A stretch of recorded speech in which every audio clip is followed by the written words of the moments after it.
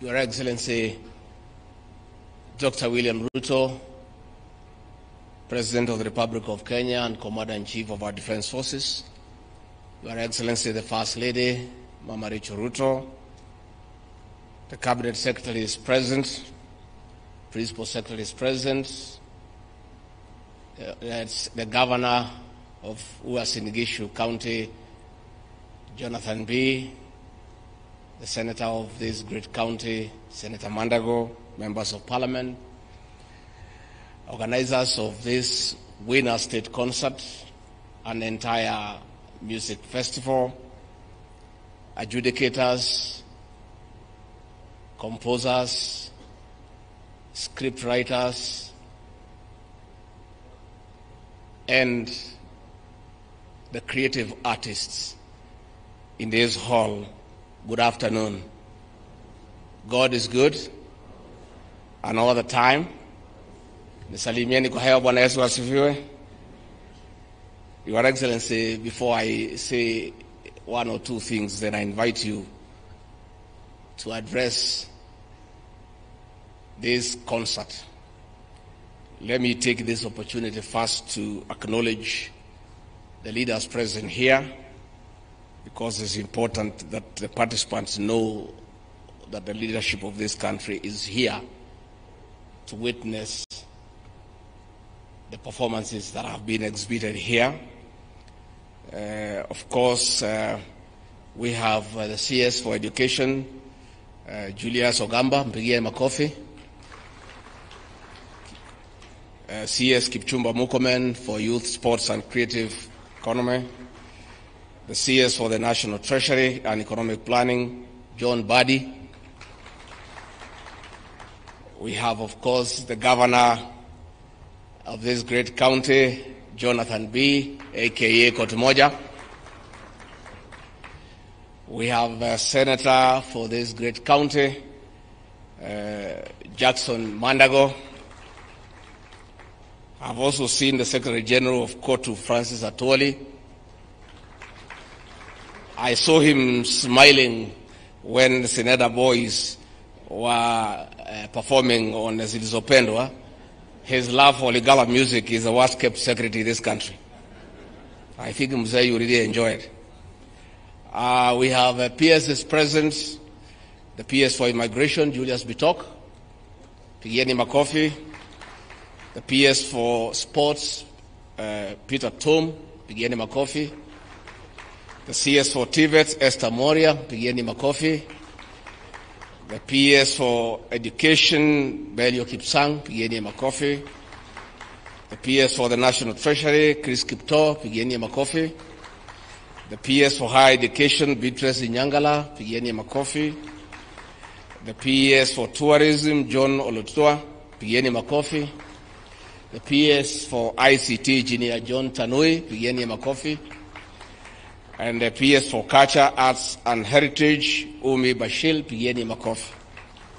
Your Excellency, we also have in attendance members of Parliament, the Honorable Julius Meli, the MP for Tinderet, Pigieni Makofi, the Honorable Farah Malim, the MP for Dadaab, Pigieni Makofi, the MP for Dagoretti South, John Kiarie, Pigieni Makofi, the MP for Limuru, Engineer John Kirago, Pigieni Makofi, nominated Member of Parliament, Joseph Wainaina, Pigieni Makofi, the MP for Garsen, the Honorable Ali Wario, Pigieni Makofi, the MP for Sirisia, the Honorable John Weluke, Pigieni Makofi, the MP, the Women Rep for Baringo, Florence Jematia, Pigieni Makofi, the MP for Lugari, Nambwera Nabi, Pigieni Makofi, the MP for Aldai, Marianne Ketani, Pigieni Makofi, the MP for the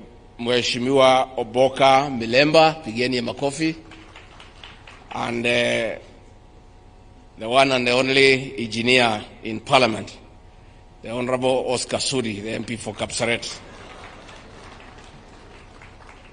Your Excellency, I'm very happy to accompany here to this Winners Concert. And we want to thank you for always creating time to sample the best in our creative space. Your Excellency, the performances that have been exhibited here this morning, from where I sit as somebody who has been in the creative arts space for a long time, were very high standard.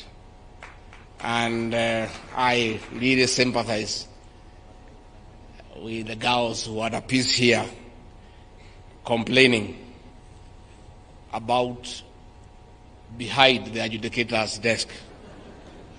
It was a great piece, but there's nothing we can do. The adjudicators are the IBC of the creative art space. All you have to do is just improve on your performance, because there will be winners, there will be losers, but at the end of it all, the performances are of very high quality. Your Excellency, what the young people have exhibited here today pricks the conscience of the nation. Our young people are able to talk to us in a very strong manner. And I reflect back, there was a debate in the 80s about creative arts. There was a school of thought by Professor Chris Wanjala arguing that work of art is content. And another school of thought by Professor Henry Dangasi arguing that work of art is form. The argument was, according to those who agreed that the work of art is content, is that it is a story. Work of art is a story. The other group was arguing, is really not the story, is how you tell the story. So as I sat here today, that debate is still there. Is it the story or how you tell the story? Which is which? Is it the story or how you tell the story? I belong to that school of thought. That is how you tell the story. The story is good and is always there, but how do you tell it? When 10-week boarding presented a chorus here in Kipsigis language that I don't understand, but from the body language, from the visual expression, I could see the anger and the indignation those girls had about the danger of illicit brews in our country. But that story is always there. But they told it in a different manner. When I looked at St. Clair Maragori about road safety, challenging passengers not to board an overloaded vehicle, that story is always told by the police. But the girls have told it differently. So let us invest in how we tell the story. Your Excellency, when you saw in your cabinet, you did admit that our administration has had a challenge in how you communicate our achievements. We've done a lot. We've got good stories.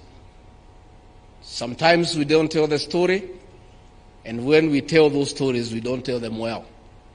Let us invest on how to tell the story. The university financing model is a masterpiece. It's such an intervention in our education system on how we finance it. But that story has not been told, and where it has been told, it has not been told well. Let us tell that story appropriately so that the beneficiaries can know that we have got a good financing model. So, Your Excellency, I want to say I'm very happy.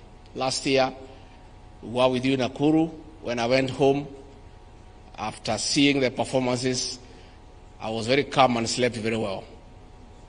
And my wife asked what had happened that I slept so well. I told her I was in a beautiful state concert. And she said, next year, I want to come with you so that I can also sleep well. So I asked her to come along today. And of course, I was very happy to see Kenyaga boys where I was for 6 years, and I was in the creative space, learning how to tell a story and tell it well. So I want to say congratulations to the performers. Continue telling the story, continue impacting on society through the creative space. And I want to thank Kipchumba Murkomen, the way you have explained.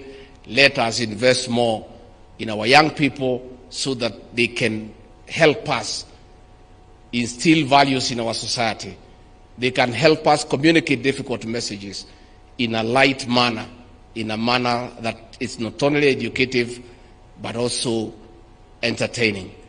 With those very many remarks, I want to request all of you to stand up and help me by clapping and ululating and kushangilia to welcome the President of the Republic of Kenya, Dr. William Ruto, to come and tell his story and tell it well. Mr. President.